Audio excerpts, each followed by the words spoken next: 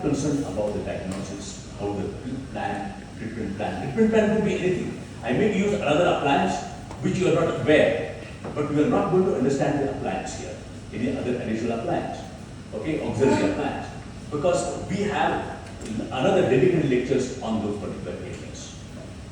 Bây giờ chúng ta thầy cũng dẫn dắt các anh chị qua ca lâm sàng này, ông sẽ nói sơ ca này là ca gì, nhưng trọng tâm của cái ca này không nói về chẩn đoán, không nói về các điều trị, mà chỉ đi vào minh họa là trình tự các dây cung, vì bài này là bài dây cung, cho nên cũng sẽ nói sơ một chút về chẩn đoán và các điều trị, nhưng cái điều mà muốn nói nhắm vô là dây cung.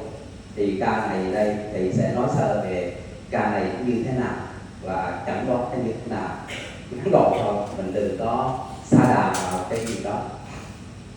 Okay, that's the arch form.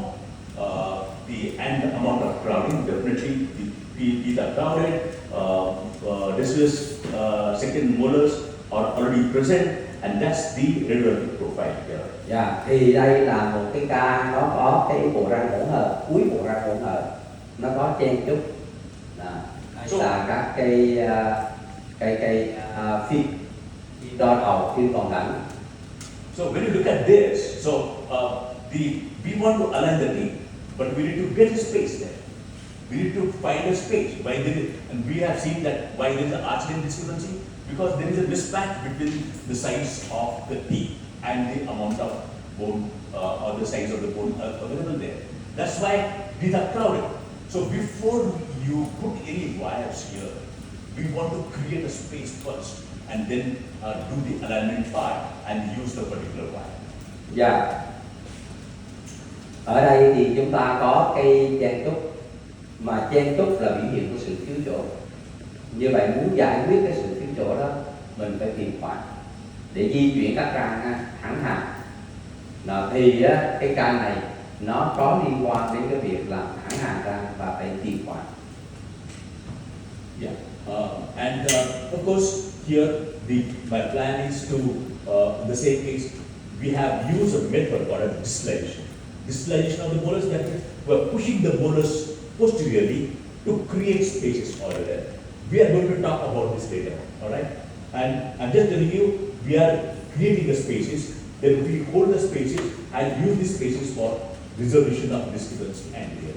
Để tạo ra khoảng thì thầy đã chọn cái phương pháp điều trị không nhổ răng, và cái phương pháp tạo khoảng không nhổ răng đó là di xa răng cố. Ta đừng có bận lòng là tại sao thầy chọn cái cách đó mà không chọn cách khác. Có những cách nào khác thì khoảng nữa, từ từ mình sẽ học cái bài điều trị không nhổ răng mình sẽ hiểu. Rồi đã chọn cái cách di xa, cũng đừng có hỏi khí cụ này nó trông ra sao. Đây là một cách để di xa với cái công cụ di xa. Di xa là đẩy răng cố ra sau, mà nguyên tắc là như thế này: ta đẩy răng cố ra sau thì ta kiếm khoảng, thì ta cố gắng giữ cái răng gối ở vị trí đó, giữ cái thành quả của chúng ta, rồi chúng ta sẽ di chuyển các răng trước vào cái khoảng mà chúng ta tạo ra. Mục đích là làm thẳng hàng răng và sắp xếp các răng đúng. Nói ngắn cũng là như vậy. Đừng có hỏi là thầy cái này là cái gì, thầy di xa cái gì, thầy lấy neo ở đâu rồi đó. Ít bữa nữa nó sẽ có cái bài đó. Rồi đừng hỏi thầy thử cái này tại sao thầy không nhổ răng. Đó, có bài là không nhổ răng, và tại sao thầy chọn phương pháp là di xa, vân vân vân vân. Chúng ta chỉ biết được là như vậy. Cái này là thầy muốn giải thích là sau khi di xa xong rồi, trình tự các cái dây cung là như thế nào. Đó, thì cái đó là cái chính của cái phần minh họa này. Okay? Yeah, and so then with that, in fact, what we do is to select the wire, and this wire is if you see the flexible wire, all right, that goes up and down, and you'll understand that what we have done is we have not put the bracket straight, all right. We are using the same technique of putting brackets the way you do it on your typodon. We have measured the distance here, you have put it. So the brackets, depending upon the position of the teeth, are up and down, they are rotated, they are buccally or linearly, because teeth are placed that way. So when you put the wire cannot be straight, wire will get deflected, and that's how it is going to generate Dạ. Bây giờ á, mình đã có khoảng rồi để mình làm thẳng hàng răng. Và cái dây đầu tiên mình bỏ vô. Cái dây mà thầy đang bỏ vô đó là cái dây đa sợi. Mình đã học rồi, dây nó có hai loại, một cái dây đặc, dây nguyên một khối kim loại đặc, hoặc là dây nhiều sợi vậy là nhau. Đây là dây đa sợi. Và nếu như mình lấy cái dây này, nó cao mà nó phẳng, mà mình bỏ vô mắc cạn, mình bỏ vô tất tần tật các khe mắc cạn, thì cái dây đó nó sẽ uốn éo như thế này, và cái chữ đó người ta gọi là biến dạng. Mà biến dạng tạm thời người ta gọi là deflection. Sau này trong ngôn ngữ của cái chỉnh nha, biến dạng vĩnh viễn gọi là deformation. Vẽ xong nó biến dạng luôn là deformation. Còn deflection là biến dạng tạm thời, bởi vì nó có tính đàn hồi, từ từ nó sẽ gì? Nó duỗi thẳng, nó trả lại hình dạng ban đầu. Và chúng ta thấy chính cái sự biến dạng đó, nó đã tích năng lượng vô cái dây, và nó sẽ cố gắng trở lại cái dây nó thẳng, thì nó sẽ chỉnh chuyển động các răng. Ví dụ như trong chiều trên dưới là cố gắng nó làm cho các khe mắc cạn phẳng hết. Cũng giống như cái răng nó có thụt ra ngoài, thụt vô trong, khi mình nhìn mặt nhai nó sẽ lồi ra lẫn vô. Nó cố gắng, nó bị biến dạng, nó cố gắng, nó sẽ duỗi thẳng ra, và nó tạo cái lực vào cái răng, nó di chuyển các răng. Cái ở ngoài thì chạy vô trong, cái ở trong thì chạy ra ngoài. Cuối cùng dần dần nó sẽ thẳng lại. Các chị nắm được không? Như vậy đây là giai đoạn làm thẳng hàng răng và làm thẳng khung răng, rất phù hợp lúc ban đầu bởi cái dây động vật, và sau đó sẽ là cái dòng dây này. Và mình sẽ tồn, nếu không có sự biến dạng thì răng không di chuyển. Cái dây nó phải biến dạng thì nó mới có lực, nó mới di chuyển. Mà biến dạng gì quá thì lực quá mức không phù hợp. Cho nên có những lúc mình không cố gắng nhốt cái dây đó vô mắc cạn, như các anh chị thấy một số cái cột hờ ở bên ngoài thôi. Vì nếu cột mạnh vô quá, lực nó quá mức, nó tạo ra những sự di chuyển không mong muốn, rồi về sau mình sửa lại nó còn. Cho nên mình phải đi từ từ, biến dạng từ từ. Đó là cái công dụng của cái dây cột. Ok? Yeah.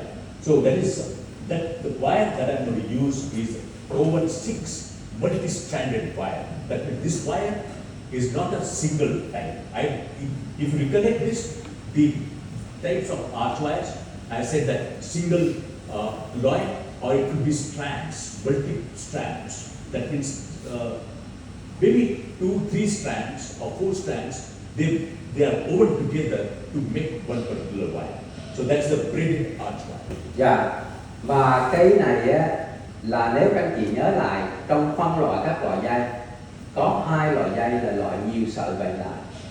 Thì cái tính chất của cái dây nhiều sợi vẹn lại á, nó có cái tính đàn hồi gần giống như từng sợi, cho nên nó có cái tính đàn hồi, cho nên nó phù hợp trong giai đoạn đầu.